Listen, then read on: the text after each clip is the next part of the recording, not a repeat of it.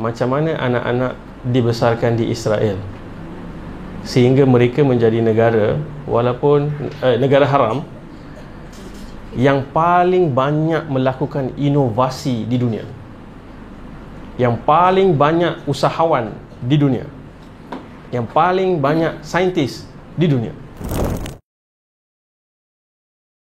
Bismillahirrahmanirrahim. Okay, bahagian yang pertama tadi dalam penyusuan. Bahagian yang kedua, apa yang Nabi SAW buat di perkampungan Bani Sa'ad, iaitu bermain. Dan saya bukan sekadar berteori Nabi bermain, kita akan lihat Nabi SAW sebut dalam hadis Nabi SAW sendiri bahawa duduk di perkampungan itu anak-anak ini bermain. Dan salah satu krisis terbesar anak-anak hari ini adalah mereka tidak cukup bermain, atau mereka diragut opportunity dan ruang untuk bermain. Sebelum kita pergi lebih dalam, kita sebutkan tadi kita berada di ulang tahun yang pertama Taufan Al-Aqsa, 7 Oktober 2023. Sekarang 9 Oktober, dah setahun. Lebih 42,000 kematian dicatatkan. Itu yang dicatatkan. Ada banyak bangunan yang roboh, tak berjaya gali dan dicari jenazahnya. Sebahagian pengkaji sebut angka itu simply can be doubled. Mungkin 80-100 ribu orang yang telah dibunuh dengan kempen genocide yang dilaksanakan oleh Zionis dan pihak-pihak yang menyokong tanpa syarat seperti Amerika dan negara-negara barat. Cuma waktu saya belajar satu course dengan Dr. Tariq Swaidan, dia kata macam mana umat ni akan bangkit. Salah satu perkara yang disebut adalah kita kena belajar daripada Israel sendiri banyak hal, bagaimana mereka develop ataupun melakukan kerja-kerja mereka lah. Sebab hari ni kalau kita sebut, hampir semua aspek yang kita sentuh ada elemen yang dipengaruhi oleh Yahudi ataupun oleh Israel. Betapa dari sudut pengaruh, jumlahnya kecil tapi pengaruhnya besar, meliputi seluruh dunia. So itu mengingatkan saya satu ketika dulu waktu saya sedang buat masters dengan mentor saya, Dr. Al-Adib Samuri di UKM. Dia cadangkan satu buku, tajuk buku dia Chutzpah, C-H-U-T-Z-P-A-H,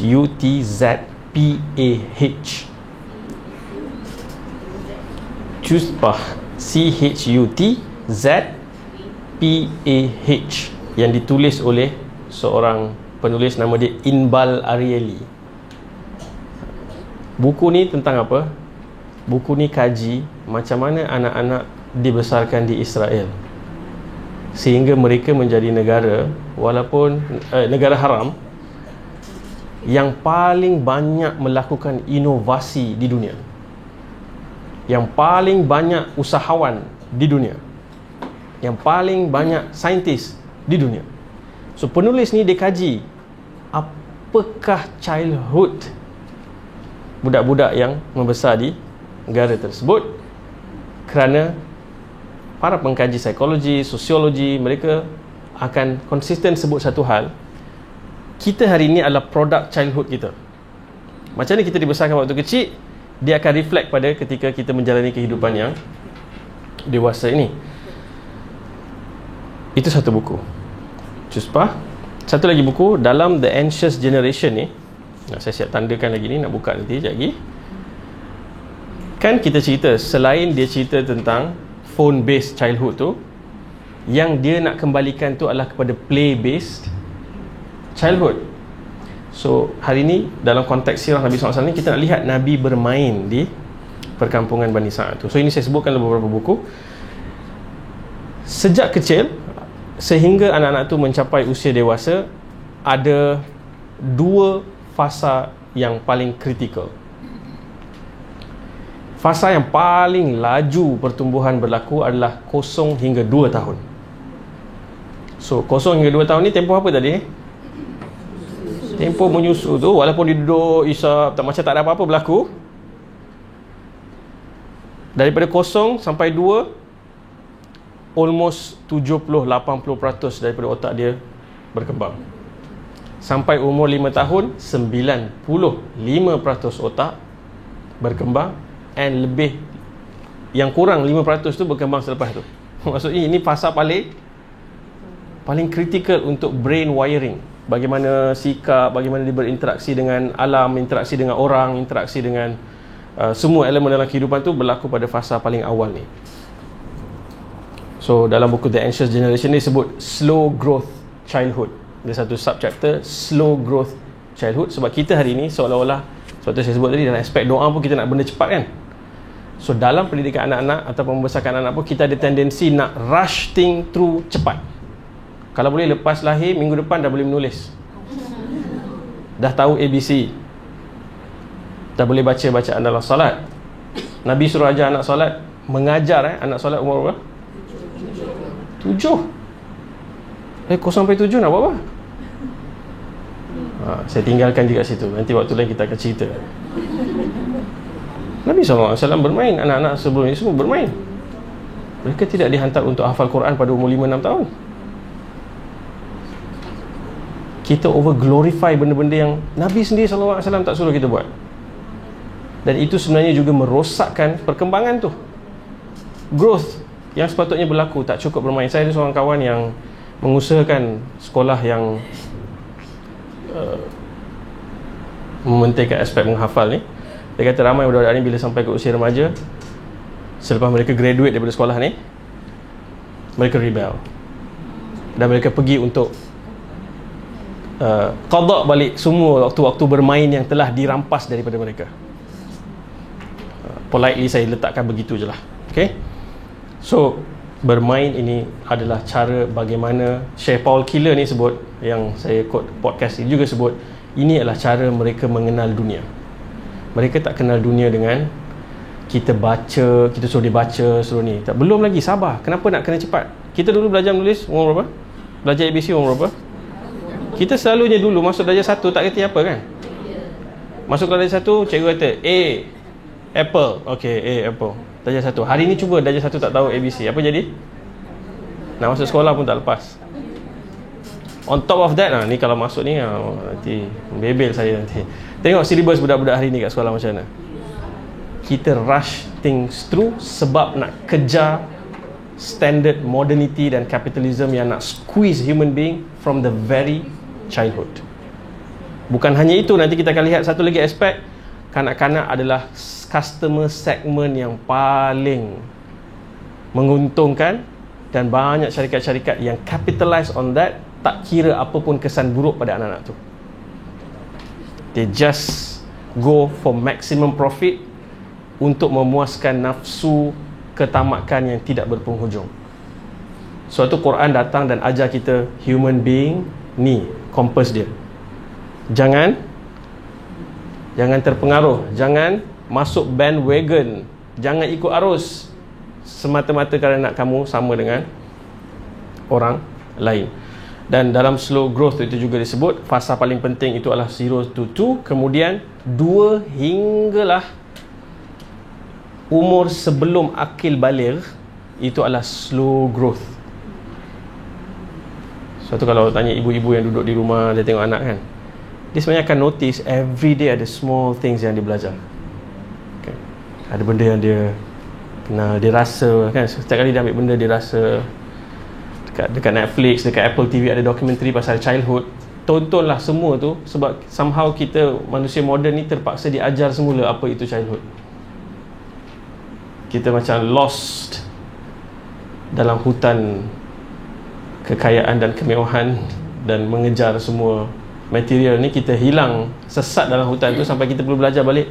Oh, comelnya baby ni, baby belajar macam ni, first word, first move, itu dan ini. So saya cadangkan untuk tonton semua itu.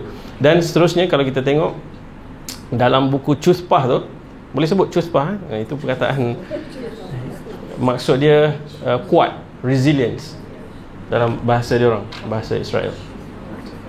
Anak-anak di sana tidak diberikan permainan, toys. Dan Syekh Paul Killer yang saya sebut tadi tu, dalam podcast tu pun dia sebut toys sebenarnya, kalau kita perasan, kita bagi plastik toys dekat anak-anak kita, berapa lama dia main? Sekejap je, lepas tu dia akan patahkan, dia akan buang. Kita kata, Allah tak appreciate, berapa banyak ayah belanja, semua kita syarah kat dia, dia pun tak faham. Sebab dia kata permainan-permainan ini menghadkan imajinasi dia. Anak-anak di Israel, dalam buku ni cerita, saya tak pernah pergi Israel. Pasport Malaysia menghalang saya untuk masuk. Saya tidak akan masuk sehingga bebas insya-Allah Palestin. Anak-anak di sana pergi pantai. Kita bawa anak-anak pergi pantai, kita ada acuan bentuk starfish kan. Dia orang tak ada semua tu. Sebab mereka tak nak limitkan imajinasi anak-anak tu. So mereka buat je apa-apa yang mereka nak buat. It's a free play, open-ended play. Nabi SAW duduk di perkampungan Bani Sa'ad tu, sebagai riwayat sebut main je lah, pagi sampai malam tu main je. Pergilah ke mana, panjat tepi gunung, main dengan kambing. Riwayat sebut Nabi SAW bermain tu sentiasa ada kawan-kawan permainan ini. Saya akan baca hadis tu nanti, sebab kita akan baca hadis pembelahan dada tu. Kat situ nanti ada keyword dia. So di Israel, semoga dia jadi Palestin sikit masa lagi, di sana anak-anak diberikan akses bermain tanpa had di junkyards. Junkyards ni tahu apa? Tempat orang buang barang-barang terpakai. So anak-anak tu pergi ke situ. Itu adalah syurga, itulah toys dia orang. Dia orang buka, dia orang pasang balik, dia orang baiki, dia orang tukar jadi benda baru. Itu semua wiring yang berlaku waktu mereka kecil. Bila mereka dewasa, menyebabkan mereka sangat inovatif. So mereka belajar problem solving dan creativity sejak kecil. Imajinasi mereka tidak dihadkan. Bahkan di taman permainan mereka tidak ada peraturan macam mana nak main satu-satu bentuk permainan tu. Kadang-kadang kita tengok anak kita, bukan macam tu, naik sini, turun macam ni. Bukan naik daripada bawah. Di sana tidak ada rules macam tu. Buatlah apa yang kamu suka. Kerana that's how they learn. Mereka belajar dengan cara begitu dan tidak didirect ataupun diarahkan. Okey, sekarang buat macam ni, sekarang buat macam ni. Itu semua akan menghadkan daya percaya diri dan juga kreativiti. Itu sangat penting. Ada banyak lagi perkara-perkara yang disebut, termasuklah dibiarkan mereka mengambil risiko. Dan dalam buku The Anxious Generation kita sebut itu nombor 4 apa? Salah satu perkara yang menyebabkan generasi remaja dan dewasa hari ini sangat tinggi gelisah dan kegusaran. So waktu kecil mereka tidak diberikan ruang untuk mengambil risiko dan belajar daripada kegagalan. Kita ada banyak dan ramai, termasuk saya juga, tendensi untuk jadi overprotective parent. Dalam buku Cuspah juga sebut anak-anak digalakkan berjalan seorang diri pergi ke sekolah. Kita terus tak boleh, mana boleh. Hari ni kita hantar sampai depan pintu. Kalau boleh masuk kat meja, sampai kat meja, letak dia kat situ, balik. Keluar ambil terus. Tak boleh ada exposure to risk at all. Ada waktu-waktu saya masih ingat waktu sekolah saya jauh, lebih kurang 25 km dari rumah. Ada waktu kadang terlepas bas, kena fikir sendiri macam nak balik. Carilah tumpang orang gitu gini. Dan ada seorang kawan saya ni, ini pengalaman sebenar saya waktu darjah 4. Kawan saya ni atuk dia ada kilang kicap jalin dekat dengan sekolah saya tu. Satu hari dia jalan balik sebab dia tertinggal bas. Jalan tu bahaya, dia jalan satu hala je, pergi dan balik. Saya duduk dalam bas, saya tengah balik sebab rumah saya jauh. Tengah naik bas tu, tiba-tiba ada satu lori lalu. Lepas lori tu lalu, kawan saya tu lintas dan kena langgar. Saya masih ingat lagi, bas tu break, kami semua bergerak ke depan sebab inertia tu kan. Jatuh. Turun, kalang kabut, tengok bawah bas. Kawan tu dekat bawah bas. Cemas lah, orang berhenti, ada orang marah, ingatkan driver bas tu yang salah, baling batu, pecahkan cermin dia. Saya masih ingat semua tu. Alhamdulillah, dia selamat.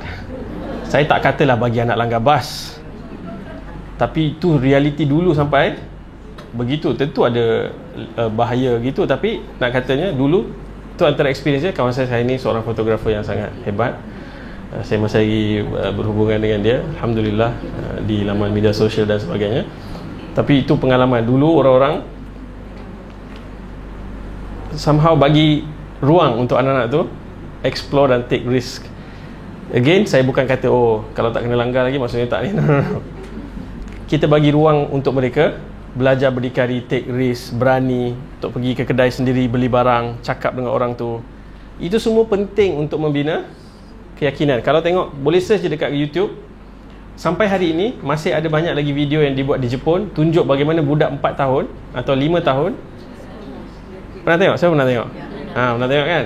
Dia hantar anak dia pergi beli barang 4 tahun, naik train, naik bas, tukar, pergi beli barang, sebalik semula seorang-seorang. Kalau kita tak sakaratul maut kat rumah tu kan, apa jadi kat dia kan. Tapi culture itu masih ada dalam sebahagian negara, nak train anak tu supaya dia yakin diri. So itu salah satu perkara yang dibuat di negara yang kita sebutkan ini. Yang kedua, mereka biarkan bila anak-anak tu bergaduh. Kita kalau anak-anak gaduh, kita buat apa? Kita jadi pengadil. Teng. Tapi mereka biarkan anak ini bergaduh dan selesaikan masalah mereka sendiri. Dipanggil learning conflict resolution. So kalau tengok anak-anak kita sendiri, kadang-kadang dia orang bergaduh, kawan rapat tiba-tiba bergaduh, nampak kan tengah tense. Kita tak apa, biar je. Mereka akan belajar macam mana nak minta maaf, macam mana nak settle balik urusan tu. Itu semua penting. Kalau kita overprotective, tak bagi, jangan ni, nanti dia tak tahu macam mana nak deal dengan other human beings. Okay, so itu antara benda yang kita juga belajar. Dan tentunya Nabi SAW, nanti kita akan lihat dalam sirah Nabi SAW, ni dah jauh ni, waktu lepas Fathul Mekah, kakak susuan Nabi akan ditahan, ditangkap oleh tentera Islam, dan dia akan buat bising, aku ni kakak ketua kamu lah.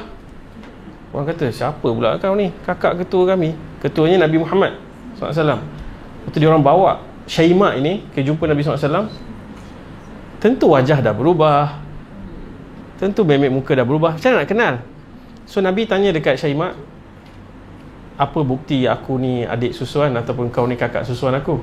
Syaimak kata, ada bekas kau gigit aku kat belakang ni, sampai sekarang ada bekas dia. Dan Nabi SAW muliakan dia dan sambut dia. Kalau main sampai gigit berbekas maksudnya. Sallallahu alaihi wasallam. Ada banyak lagi, cukup lah.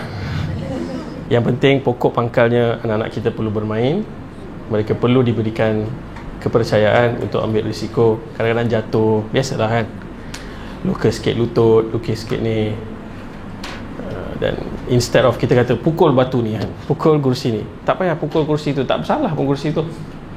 Ajarkan dia bahawa macam ni lah, ada waktu kita jatuh, sakit, dia akan sembuh. Dan proses-proses tu adalah learning. So mereka sedang belajar berurusan dengan semua aspek dalam kehidupan. Alang-alang saya dah tanda ni, saya sebutkanlah beberapa benda yang disebut ni. Sangat menarik, dia kata children learn through play. Anak-anak belajar dengan bermain. To connect, to synchronize. Mereka belajar macam nak respond immediately bila kawan cakap macam ni. Kadang-kadang kawan ejek kan, dia kecewa datang gitu, dia cakap macam ni. Dia saya, anak saya sama macam tu lah, setiap hari lah, itulah skripnya. Okay, macam ni, yang abang ni cakap macam ni. So itu semua proses mereka belajar. Someone is saying something about me, so how to respond.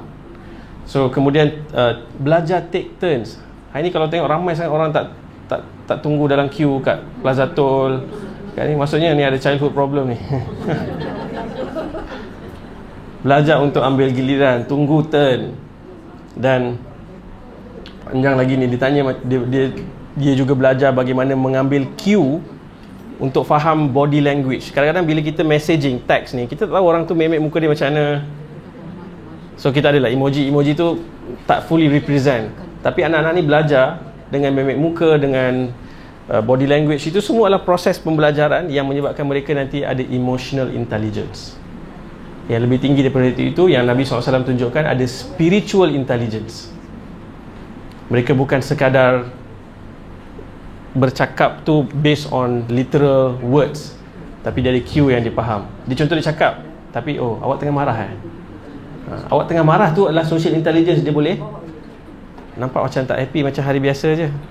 Kan benda tu tak dapat kalau tak ada interaction, belajar daripada interaksi yang banyak. Termasuk juga ada satu buku lain yang kata semua potensi ini hanya develop bila ada long term relationship. Friendship tu friendship yang panjang. Kadang-kadang antara perkara yang saya juga bimbang adalah hari ni mungkin setiap 6 bulan, setiap setahun dah tukar kawan, tukar environment, tukar tempat belajar, tempat dia tak sempat nak bonding. Tak sempat nak bina relationship tu.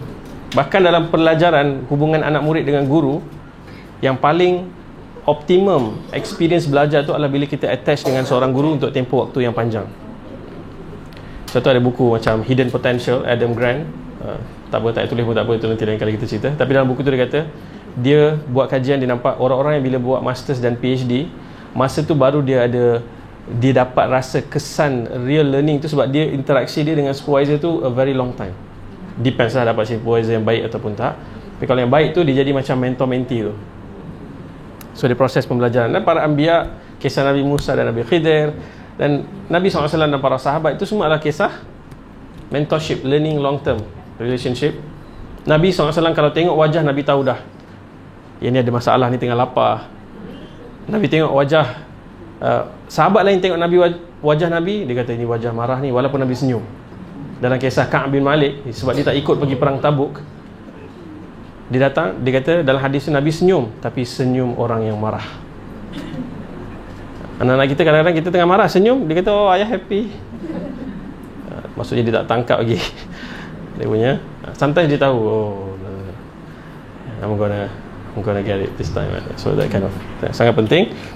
Adalah banyak lagi Harvard Studies, Michigan Studies, semua ni berceritakan tentang sampai ke tahap anak-anak hari ni terlalu dimanjakan tanpa buat kerja rumah langsung, akan bagi kesan yang sangat besar pada masa akan datang. So dekat sini long term studies spanning decades found that children who did chores, anak-anak yang buat kerja rumah, bersihkan tandas, basuh, cuci pinggan, lipat baju, benda-benda chores ni, akan membesar more likely to be successful adults with higher levels of education, better jobs and more stable relationship.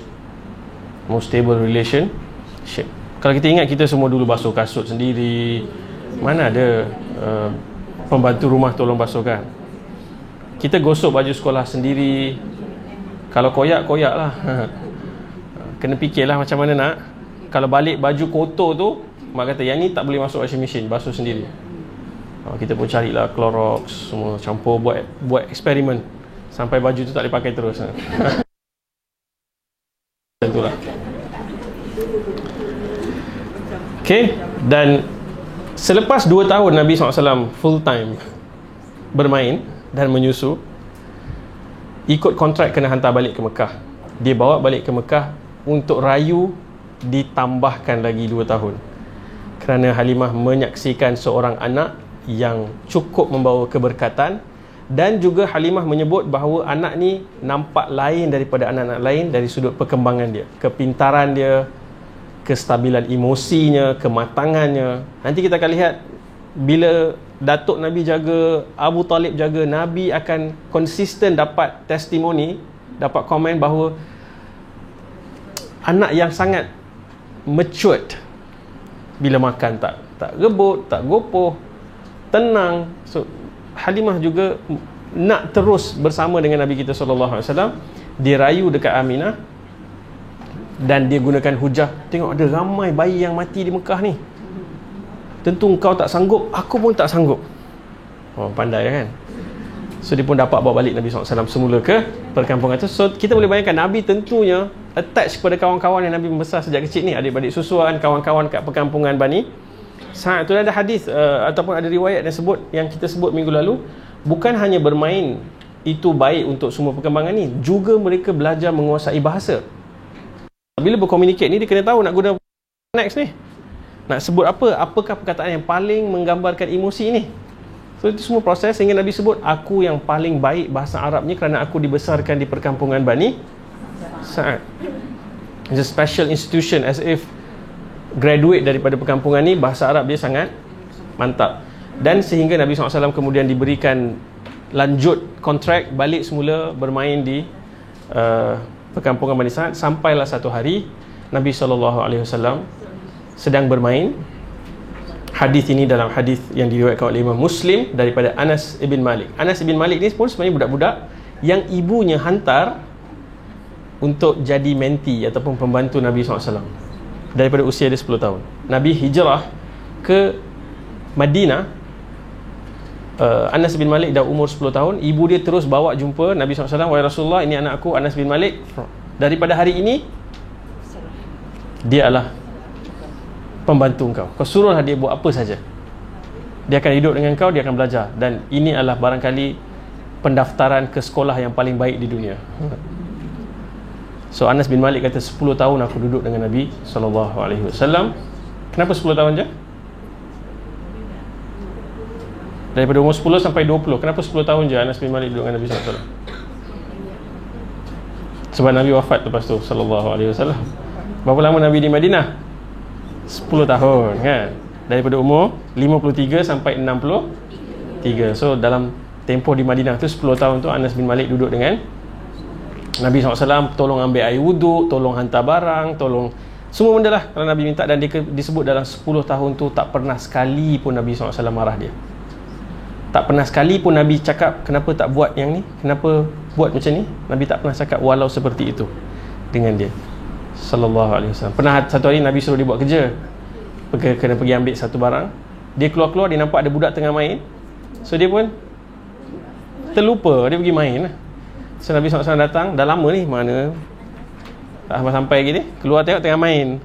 So Nabi pegang je Anas bin Malik, kata, ingat lagi yang tadi? Oh, sorry Rasulullah, aku lupa. Dan dia pun lari pergi ambil. Dan dalam sirah Nabi SAW banyak scene Nabi akan join budak-budak tengah main. Nabi datang, Nabi buka tangan, budak-budak semua akan lari dan peluk Nabi SAW. So Nabi sentiasa menggalakkan dan menyayangi kanak-kanak yang sedang, bukan umur dah siap belum, balik, tak ada, main. So Anas bin Malik radhiyallahu anhu sebut anna Rasulullah sallallahu alaihi wasallam ketika Nabi berusia 3 atau 4 tahun, atahu Jibril wa huwa yal'abu ma'al ghilman. Jibril datang kepadanya ketika dia sedang bermain dengan kawan-kawannya.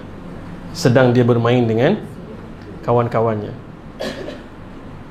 Saya tertarik untuk nak search kalau ada orang buat dokumentari atau kaji kat kampungan Bani Sa'ad macam ni, kampungan Padang Pasir, apa jenis-jenis permainan yang mereka ada. Kan, kita di kampung ada duduk tarik pelepah, ada main baling selipar. So saya macam curious nak tahu Nabi main apa, congkak ke, batu seremban ke.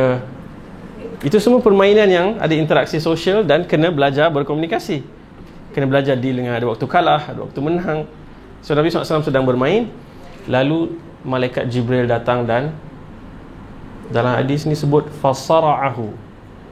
Sara'a ni maksudnya macam bergusti, macam struggle nak letakkan Nabi baring di atas tanah. Maksudnya Nabi kuat, Nabi cuba lawan sallallahu alaihi wasallam. Siapa ni kan datang pegang dia dan letakkan fasyaqqa an qalbihi, lalu malaikat membelah dadanya. Fastakhrajal qalb fastakhraja minhu alaqah, lalu malaikat belah ni daripada dada sampai ke bahagian perut. Malaikat keluarkan jantung hati Nabi SAW. Jantung ni peranan dia apa? Dia pump darah ke seluruh anggota tubuh badan, dan dia juga yang tukar oksigen masuk ke dalam darah, ambil karbon dioksida keluarkan. Dan kalau itu, kalau betul lah, saya ingat cikgu saya ajar kat sekolah dulu. Tak betul, minta maaf. Lalu Jibril keluarkan satu bahagian dan disebut hadza hadzus syaitani mink, ini bahagian syaitan daripada engkau. Lalu thumma ghasalahu, lalu malaikat membasuhnya di dalam bekas emas, bima zamzam, dengan air zamzam. Lepas basuh, dia meletakkan balik di tempatnya dan selesaikan prosedur pembedahan tadi. Kawan-kawan yang nampak ni rasa saya jadi apa kat dia orang? Semua ketakutan, lari balik. Faqalu inna Muhammadan qad qutil. Mereka balik kepada Halimah. Halimah tengah masak mungkin di rumah, sebab dia bukan over parenting, duduk tengok main apa, jangan ambil, jangan. Dia buat kerja dia je, biar anak-anak main kat luar. Datang beritahu Muhammad kena bunuh, Muhammad kena bunuh. Halimah pun panik, lalu pergi tengok Nabi SAW dalam keadaan pucat, macam ada terhenti darah yang mengalir ke wajah kan. Bila darah terhenti jadi pucat kan. Lalu Halimah tanya kepada Nabi SAW apa yang berlaku. Nabi cerita apa yang berlaku tadi tu. Kalau kita mak lah, atau ayah, tiba-tiba budak-budak balik daripada playground beritahu, pakcik, anak pakcik jatuh, macam tu. Kita pun pergi tengok, kita tanya, dia kata tadi ada malaikat datang, baringkan dia, belah dada, keluarkan jantung, basuh, masukkan balik. Kita akan cakap apa? Allah, nak kena bagi jumpa psikiatris lah. Halimah tentu tak boleh faham apa benda yang dicerita ni. Dan dia tahu Nabi bukan budak-budak yang biasa, yang suka cerita dongeng-dongeng ke apa. Dia jadi cemas dan takut. Sebelum kita sambung, Nabi SAW dalam hadis ni, Anas bin Malik kata, waqala Anas waqad kuntu ara athara dhalikal miqyati fi sadrihi. Anas bin Malik kata, aku nampak kesan belahan dada itu di atas badan Nabi sallallahu alaihi wasallam. So Halimah menjadi cemas. Dia bincang dengan suami dia, apa-apa jadi dengan anak ni, kita akan dipertanggungjawabkan, kita hantar dia balik sekarang. Selalunya kita baca macam tu je, tapi kita mungkin tak perasan apa perasaan Nabi SAW. Dia nak balik tak? Kawan-kawan dekat situ, dia dah membesar di situ. Tentu Halimah pun tak nak hantar balik. Dia pun tentu, aduh, macam mana nak buat? Tapi itulah dia, realiti.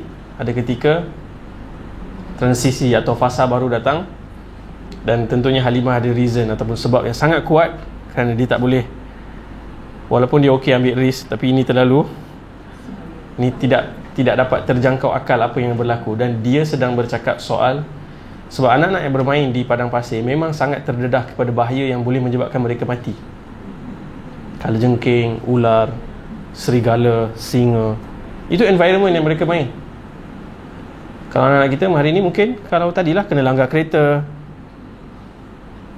jatuh dalam sungai, lemas, itu semua bahaya-bahaya yang kita tahu ada. So sebab tu kita kena sebut, kita tadi pilih middle path, bukan terlalu protektif, bukan juga terlalu mengabaikan. Maksudnya tak tahu apa jadi, mainlah dekat Lombong ke mana ke, tak. Tentu ada middle ground. So kita manage. So Halimah terpaksa bawa Nabi SAW, packing hari tu juga, letakkan dia dan berjalan ke Mekah. Dan saya hanya boleh membayangkan, tidak ada rekod sirah apa yang berlaku dalam perjalanan tu. Tentu Nabi mungkin merayu, tak nak balik, nak duduk sini, nak main. Kawan-kawan mungkin say their last words, jumpa lagi kan. Sebab Nabi takkan jumpa balik dah Syaimak semua ni sehingga Nabi umur 60 tahun lebih. Sebab tu kadang-kadang mak ayah kena tukar kerja, anak-anak melalui proses perpisahan dengan kawan-kawan ni yang sangat berat. Kita kena bagi special attention, rawat, bantu dia melalui proses berpisah dengan kawan-kawan lama, memori-memori lama, sekolah lama, cikgu lama, nak masuk ke tempat baru. Akan makan masa, bagi masa setahun, 2 tahun untuk adapt. Kita mungkin rasa, alah, saya tukar kerja dah biasa dah, lompat daripada satu company ke company, lompat daripada negara ke negara. Kita mungkin berbeza, atau mungkin childhood kita ada problem yang mungkin kita tak rasa apa-apa connection dengan siapa-siapa.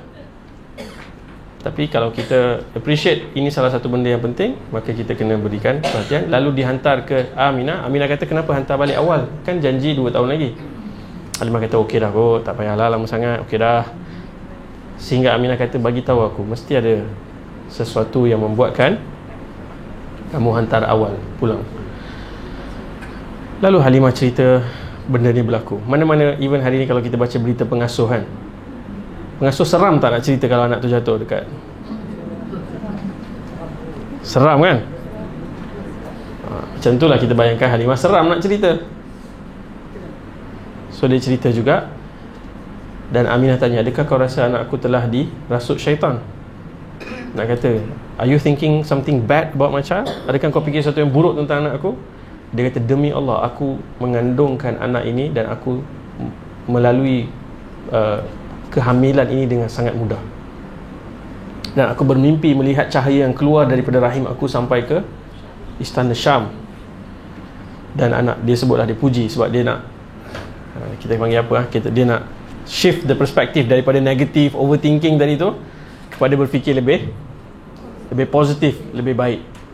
Dan lalu itulah, that's it, the end. Nabi SAW akan berpisah dengan Halimah, ibu yang membesarkannya sehingga usia 4 tahun.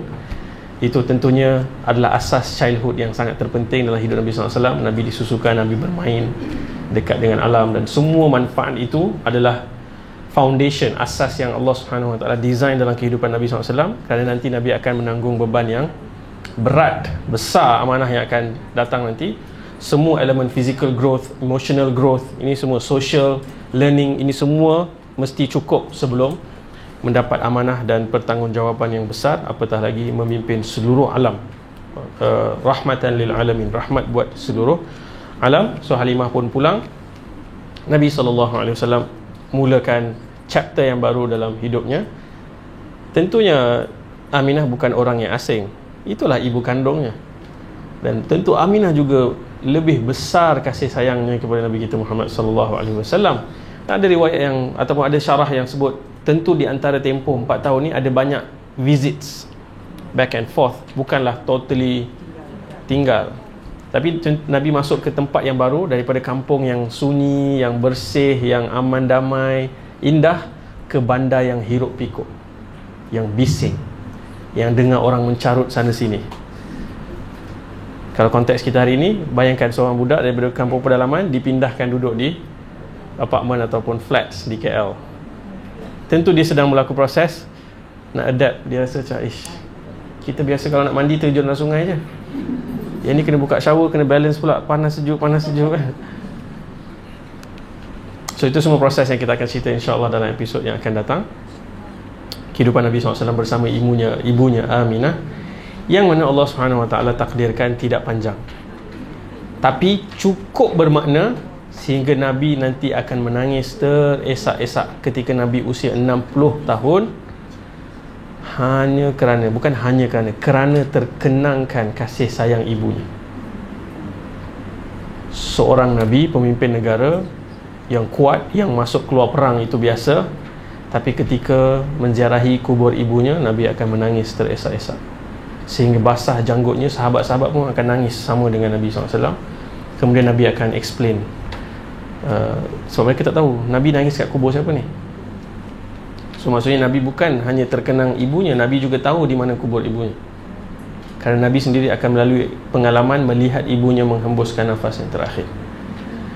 So itu satu lagi sisi bagaimana perkara-perkara besar yang hari ini sebahagian kita sebut trauma waktu kecil dan sebagainya, it's part and parcel of life.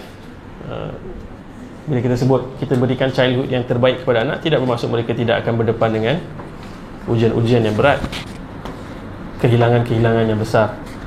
Jadi daripada Nabi SAW kita belajar bahawa kita perlu prioritikan childhood anak-anak kita.